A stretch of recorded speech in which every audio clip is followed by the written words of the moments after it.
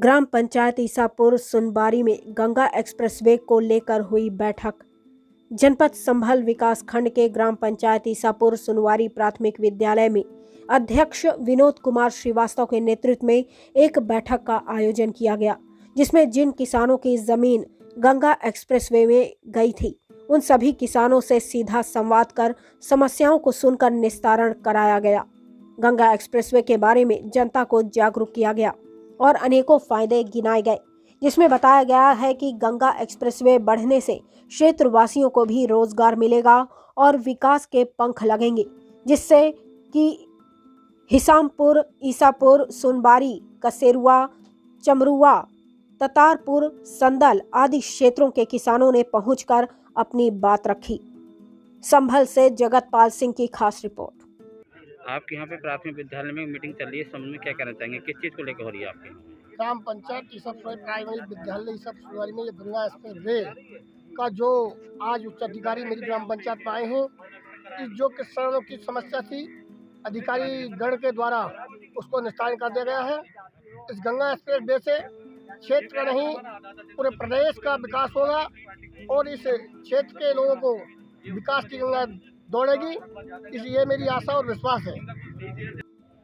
जैसे कि आप यहाँ समय प्राथमिक विद्यालय ईसापुर सुनवारी बैठे हैं और आपके यहाँ पे गंगा हाईवे की लोन मीटिंग की गई है, इस संबंध में क्या कहना चाहेंगे? ये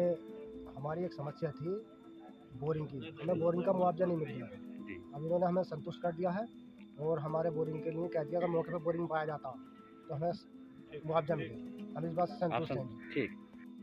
सर, जैसे कि आज आप ग्राम ईसापुर सुनवारी में पहुंचे हैं, प्राथमिक विद्यालय में एक जो आपकी बैठक चल रही है, तो किस संबंध में बैठक है, किस चीज़ को लेकर की जा रही है? देखिए, ये माननीय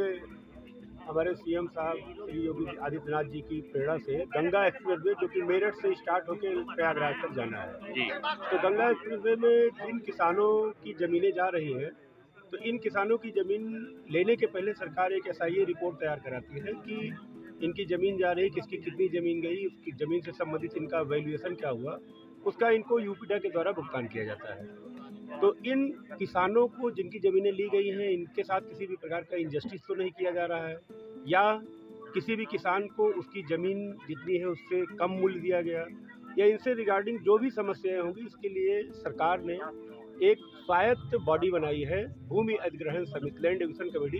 जिसका कि मैं चेयरमैन हूँ। प्रोफेसर विनोद कुमार श्रीवास्तव और यूनिवर्सिटी अयोध्या से मैं हूँ और ये हमारी टीम है जिसमें डॉक्टर रूपेश जी हैं, ये शकुंतला मिश्रा पुनर्वास विश्वविद्यालय में असिस्टेंट प्रोफेसर हैं, आप प्रोफेसर AK भारतीय साहब हैं, ये लखनऊ विश्वविद्यालय में हेड डिपार्टमेंट ऑफ इकोनॉमिक्स है, वो सारी सोशल वर्क हैं, आप प्रोफेसर अनामिका चौधरी मैम है, ये इकोनॉमिक्स की प्रोफेसर हैं और शकुंतला मिश्रा पुनर्वास विश्वविद्यालय में यूपीडा के SDM साहब हैं और जो हमारे ऑफिसर्स हैं वो टीम के मेंबर होते हैं। लोकल स्तर पे जो प्रधान होते हैं वो कमेटी के मेंबर होते हैं। उद्देश्य ये है कि किसी भी कृषक के साथ किसी भी प्रकार का कोई इंजस्टिस ना हो। जैसा कि आपने अभी देखा कि किसी का ट्यूबवेल नहीं कैलकुलेट हुआ है तो उसके कैलकुलेशन की बात की जा रही है, उसका निर्देश दिया जा रहा है। और चूँकि यूपीडा जितनी भी लैंड हम लेते हैं उसका 4 गुना पैसा सरकार देती है और बहुत ही ट्रांसपेरेंट व्यवस्था है, इसमें किसी भी प्रकार का कोई लाग लपेट नहीं होता, तो इंजस्टिस की बात नहीं है। और हमारा जो मेन रोल होता है ये जज करना होता है कि जो रोड जा रही है क्या इससे इस एरिया का विकास होगा कि नहीं होगा, और जिनकी ज़मीनें जा रही हैं उनको इस रोड के बारे में, प्रोजेक्ट के बारे में बताना है, क्योंकि गवर्नमेंट की जो मंशा है तो इस रोड के चारों तरफ इंडस्ट्रियल कॉरिडोर की बात है। उसको यदि डेवलप कर देगा तो निश्चित रूप से लोगों को इनकम भी होगा